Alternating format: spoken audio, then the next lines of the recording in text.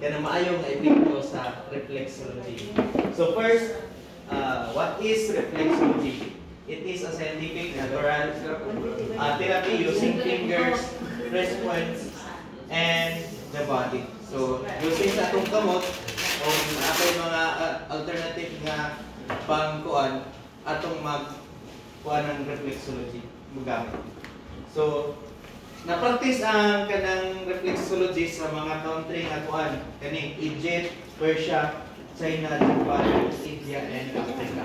So diya nga mga country nga gina-apply gid nila ang kanang reflexology.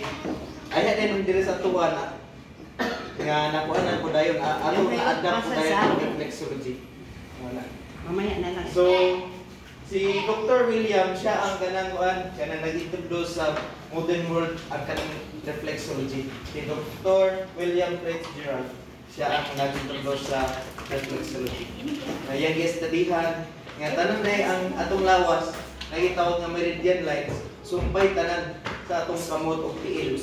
So pwede na kung sakit ang imong kuan, naisakit sa imong tiyan, pwede nimo i-press dire. Kung naa niya i-discuss nato na ako ng reflex point Pressure points. Oh, mga pressure points.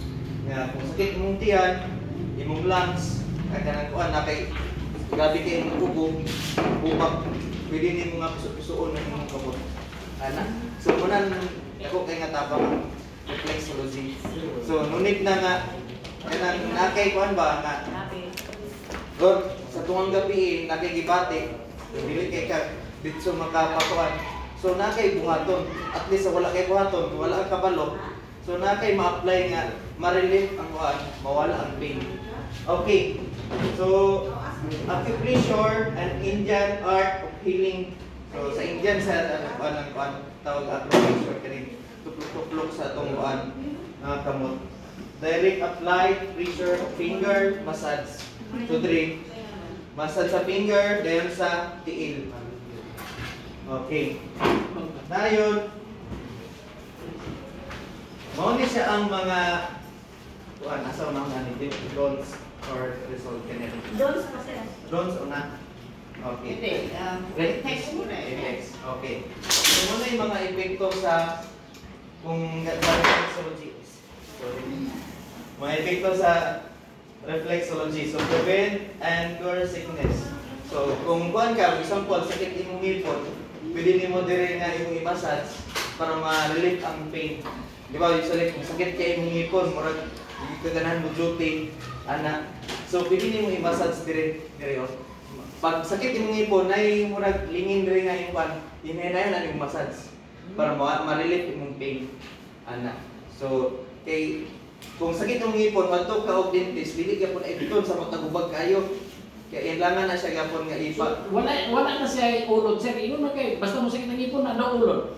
Pero Ba, di ba? Mo kasi Paano niya pag ipindot-pindot yan, i-direct niya yung ulod. Kung may ulod talaga, i-direct niya na mag-ano sila, na hindi sila magalaw-galaw.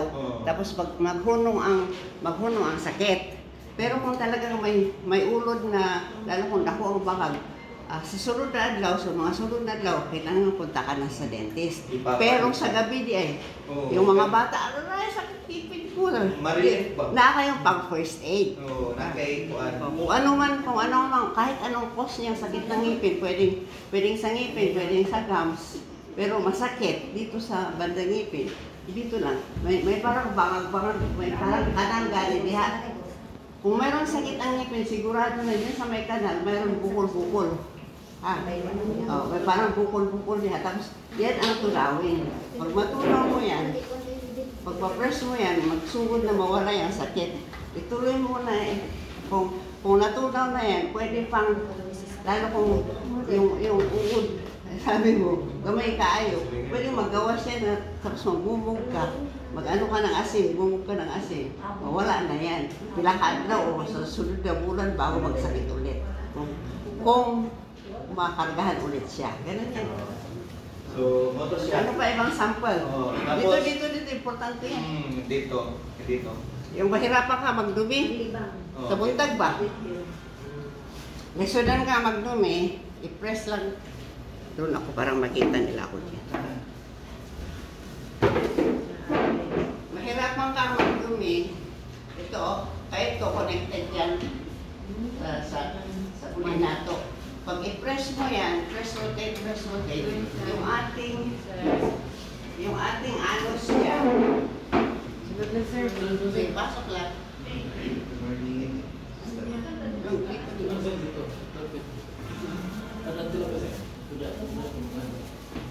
Pag ginaganito ito, yung ating anus, magano'n siya. Ay, ito connected doon. Ha? Tapos, luwagan niya sarili niya, parang habang nandiyan ka sa CR, pwede mo i-ganon. Kapag ginaganon mo, mag-ganon niya, tapos palabasin na yun siya. Madali na lang. Lalo kung tinitension ka, na-tension man din yun, di ba? Tapos, i-ganon mo yan, maglambot yan siya, madali na lang magawas ang galing diha. Okay, so muto siya ang usa ka epekto sa Sampol pa na. Kasi wala pa. Yung sakit ng tiyan, lalo sa gabi hindi ka man kailangan mag-take ng medicine dito sa mga sinasabi namin. Ayan, press rotate. Sakit ng tiyan, dito lang. Sa baba nito, yan.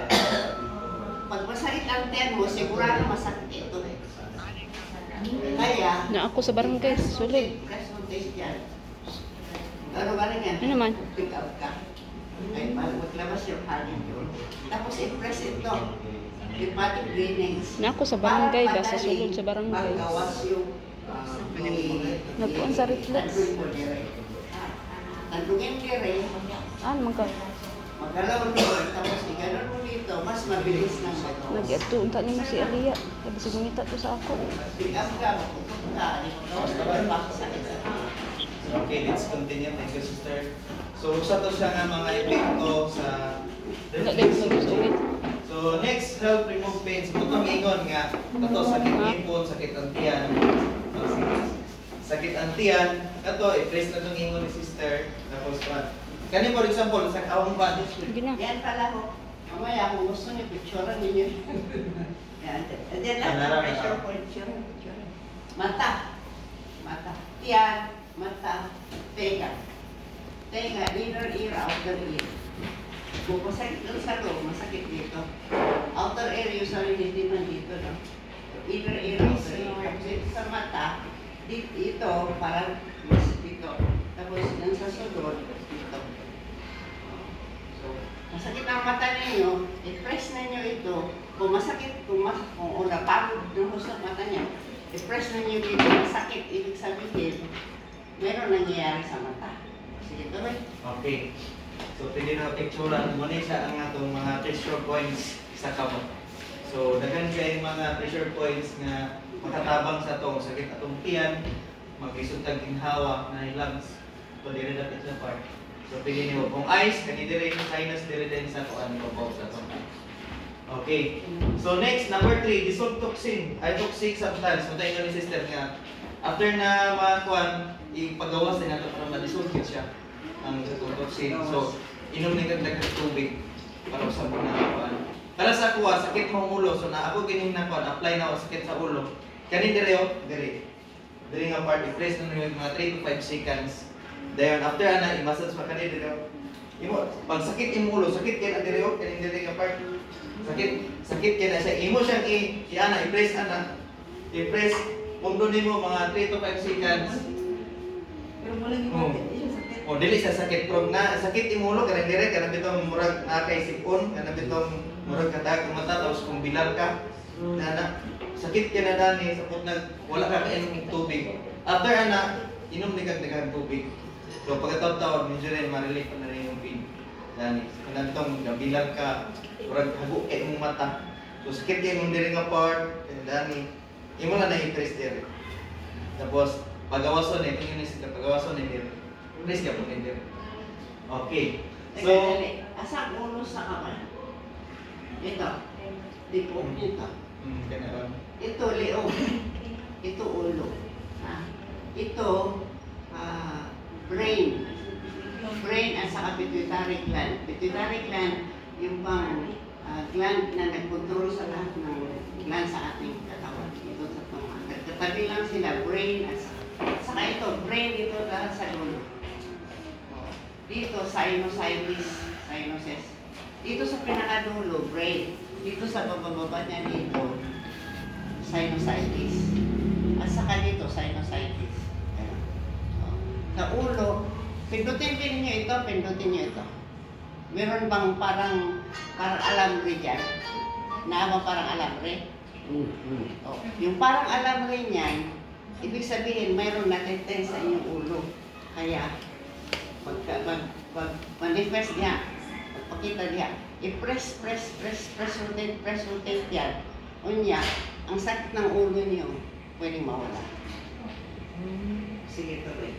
Okay, tapos relax his body. O, kung magpa-holistic reflex ka, ma-relax yung body kay apil man gikan sa naong, ulo, dalunggan, sa likod, atubangan, dayon sa apil na sa tiil kung magpa-pan ka, holistic reflex ka siya. So ma-relax yung body, mawala ang imong mga toxin, mawala ang kanyang mga panuhot. So ma-relax yung body, makapan mo siya. Reduce stress. So kung stress kay ka, ma-reduce ang imong stress na magpa-reflex ka. Tapos, improve ang blood circulation. So, katong example ng high blood. Kanang dili kay siya makuha na imong kuan kay ang dugo niyo ma-circulate og tarong ba. Kay katong mga ugat-ugat nga medyo napundo, maablihan man to siya kasi pag-reflex. So, kuan siya na. Example kanang mga na-stroke ko. So, dapat na sila nang i-reflex para na-part nga kuan nila katong maana ilang gamot. So wala to na ang dugo at to wala kay na circulate. So mato i-massage para ma-okay ang katong atong mga nerves na ang circulation sa dugo mo kan siya magkatag dayon mag-ihop na din nila ilang mga kamot. Oo. Pero kung mataas masyado ang blood pressure, ayaw ko na. Ipababa mo na ang blood pressure bago mo i-reflex. Kasi kung mataas masyado, delikado, kaya baka magputok tuloy.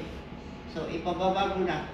Pag kunin mo ang blood pressure ngayon, tapos mataas masyado, ipahinga muna ng 15 minutes bago ka mag-take ulit. O, tapos kung bumaba na, pwede na. Kung ang tao may high blood lagi, pwede na i-reflex ang 145/95.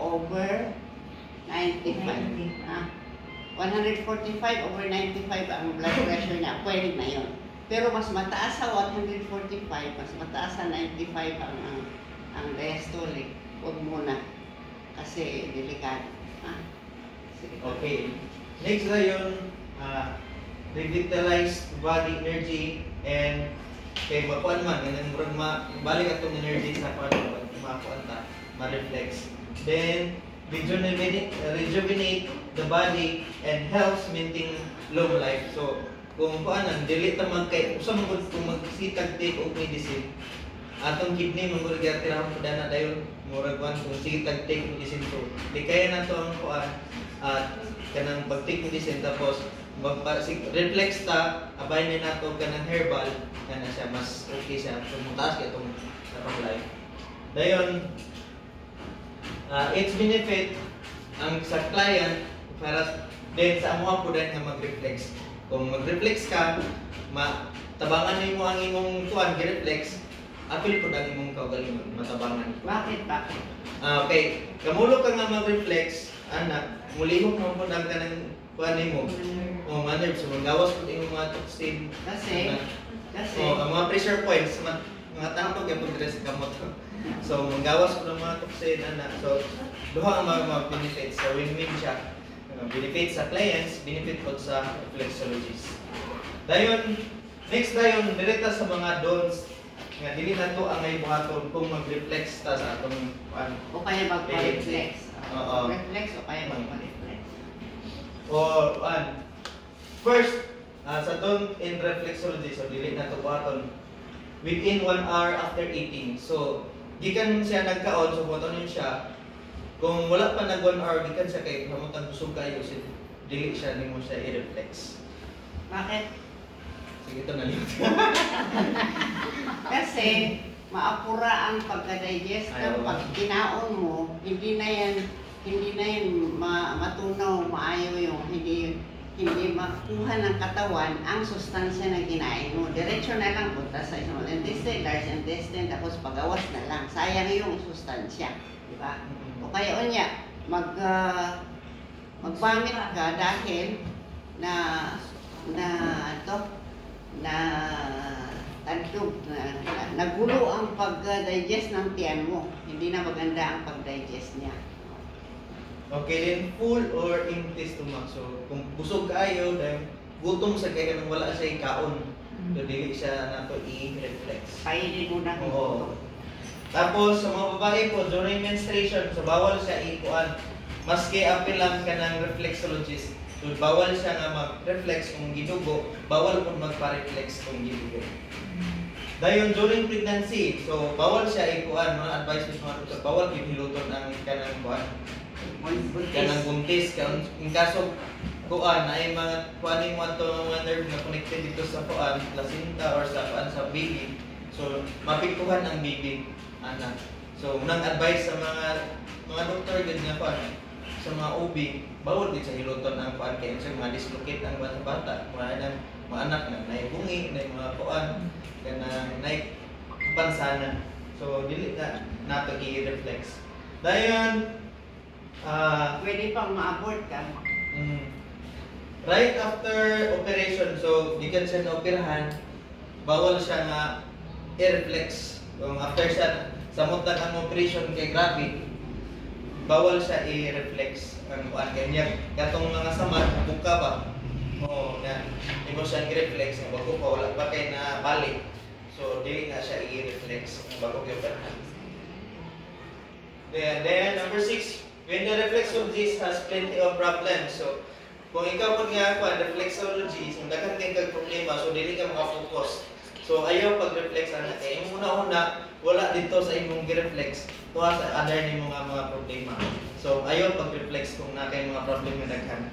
At saka ang negative energy sa imo. Oo, mabalhin ko dito sa sa reflex. Masamutan na yung ito iyang kuan, daghang ka, stress kay ka, so ayaw i-reflex kung kuan. Ayaw pag-reflex na kay mga problema. Dayon, kanang may hypertension, diabetes, cancer, or ban pa nga mga serious kay nga mga sakit. So bawal na sila kuan sa na diagnose sila na sila cancer, na sila yung mga kuan diabetes, bawal na to na sila kuan. Bakit sa diabetes? Ay mo kuan, Madaling mabuto oo, ang ay yan mga nerves, ayan, face. tapos Walo siya, nasa isa matugay mo palit, in kaso mo putot to siya. So, matrigger na yun ang iyong diabetes.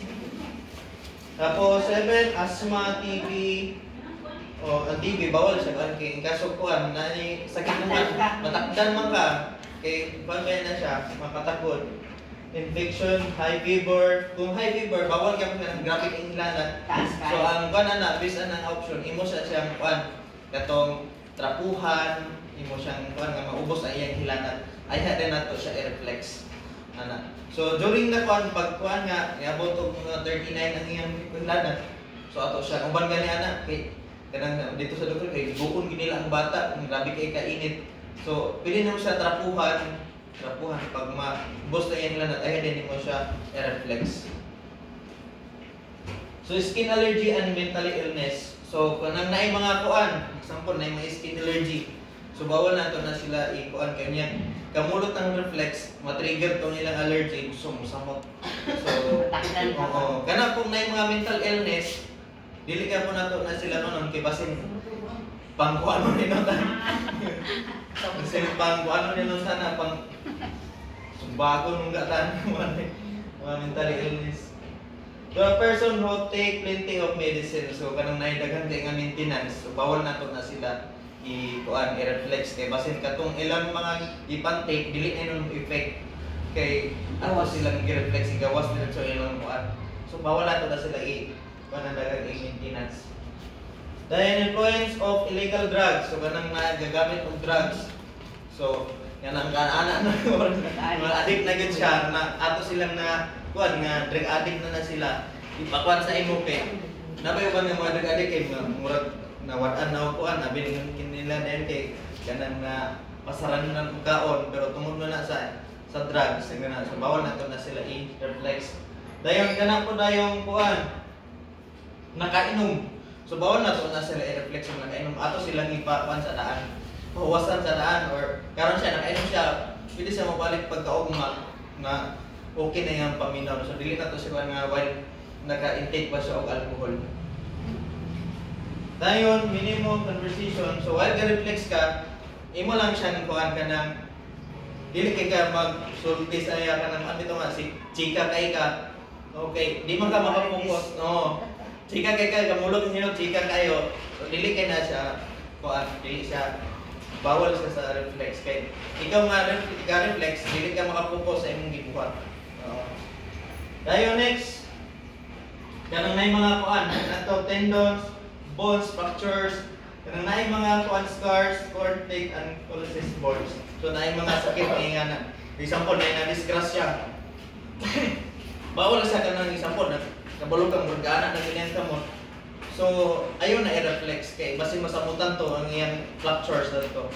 So ang best kuan na lang nimo kung daron nito sa kanang ng duol nga center or the kuan lining. Dayon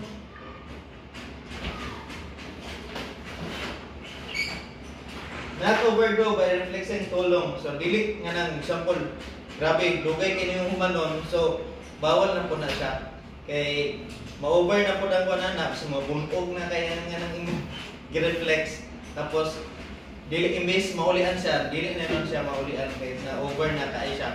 So na pag-reflex na siya pila ka times yung buhaton, susundon lang dito siya kung pila ka times.